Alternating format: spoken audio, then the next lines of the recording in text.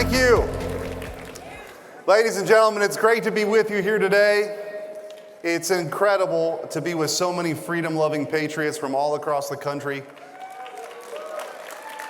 to come together for a very, very important mission here at Cpac, to save America, to fight for our values that we hold dear, to dislodge the weaponized bureaucrats from our lives, to fight for the forgotten men and women of this country, those hardworking Americans who play by the rules and provide for their families. I see you, I hear you, and I understand your frustration and your desire to pass along an America that stands for freedom and opportunity. And I want you to know that I'm with you in this fight, and in the United States Senate, we'll fight for you every single day. Now, I'm not going to mince words with you here today. We are at a crossroads. Biden's spending spree has crushed hardworking Americans.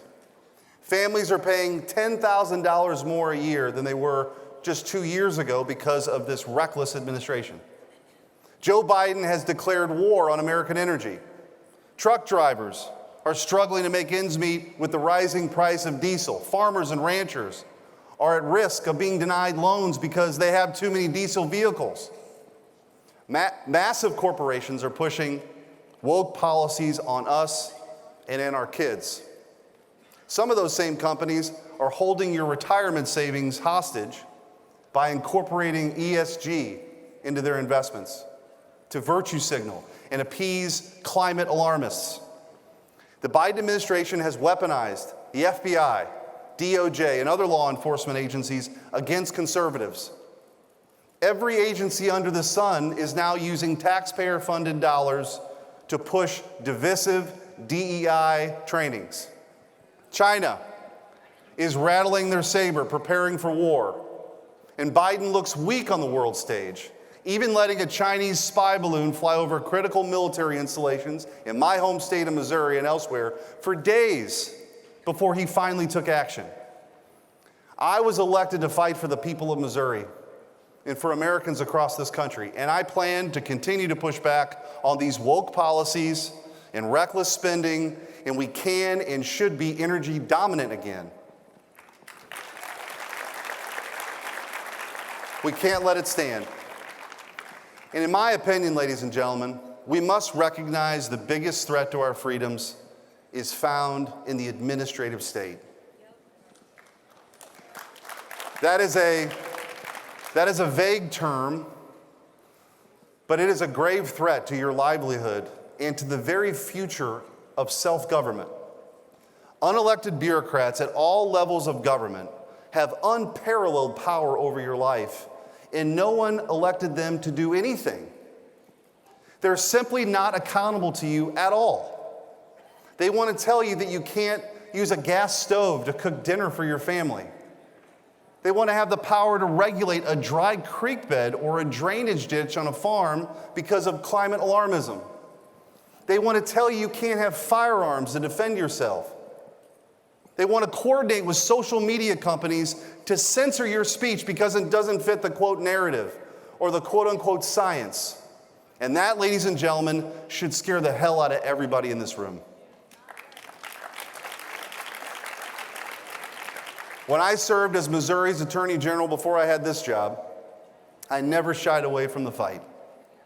I filed a landmark lawsuit that I'm sure some of you have heard of, Missouri versus Biden.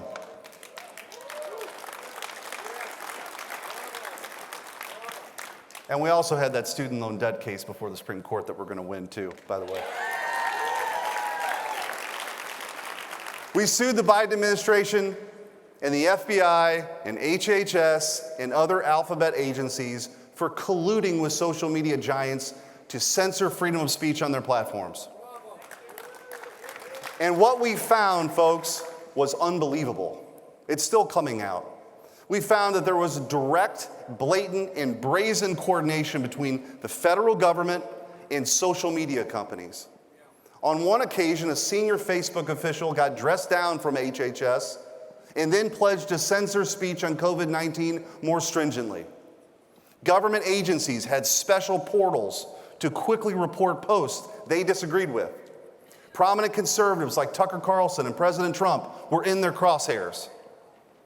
We deposed Anthony Fauci and demanded answers for the lives and livelihoods that he ruined.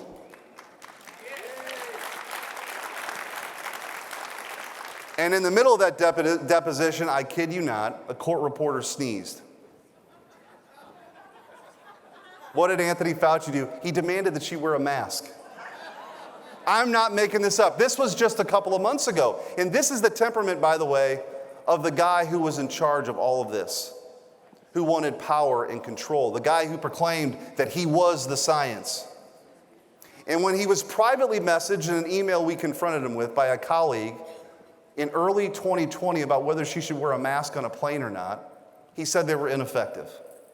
But for the rest of us, we were required to wear them on planes. And our kids had to wear masks in schools all day long, all across this country. And the takeaway from that deposition was, when Fauci speaks, big tech censored. And this can never happen again, and not on my watch. We will never let them forget what they did to us and did to this great country. We also deposed FBI agent Elvis Chan. He told us that the FBI had monthly, then weekly meetings with social media companies in the run-up to the 2020 election to warn them about Russian hack and leak operations, and one of them could be the Hunter Biden laptop. They were priming the social media companies to be ready to censor when the story inevitably came out. The FBI had the laptop. They knew it was real and authentic, and yet they held these meetings anyways.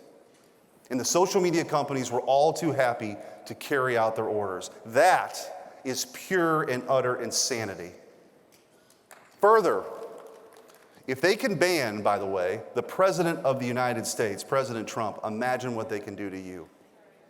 I have a quick question for the folks in this audience that took a quick poll. How many people in this room have been censored on social media? That's what I thought. That's what I thought. And by the way, you are exactly why I fought so hard against censorship in that lawsuit. We, conservatives, the people in this room, we have to be the guardians of free speech. That is our mission. That is our call. If you control the flow of information and limit speech, you can control people. And that's exactly what their aim is: power and control. That's what mask mandates were all about. That's what vaccine mandates were all about. And in Missouri, I fought mask mandates in schools, and we won. I was the first attorney general in the country to file a lawsuit against OSHA's unlawful vaccine mandate. We took it to the Supreme Court, and we won.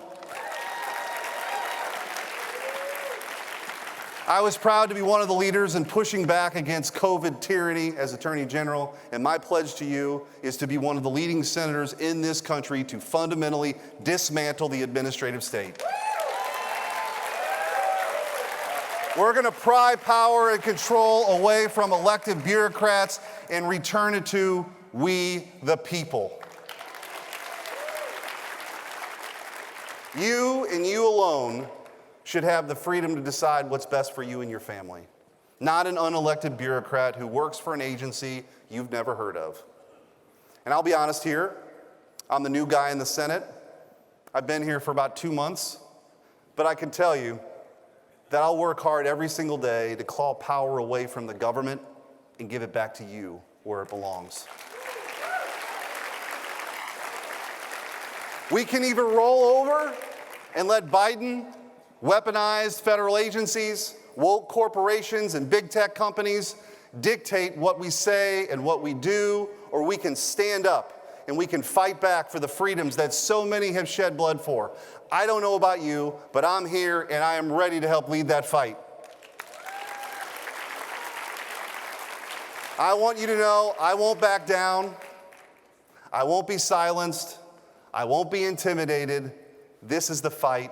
Let's win it together. Thank you. God bless you, and God bless the United States of America. Thank you. you.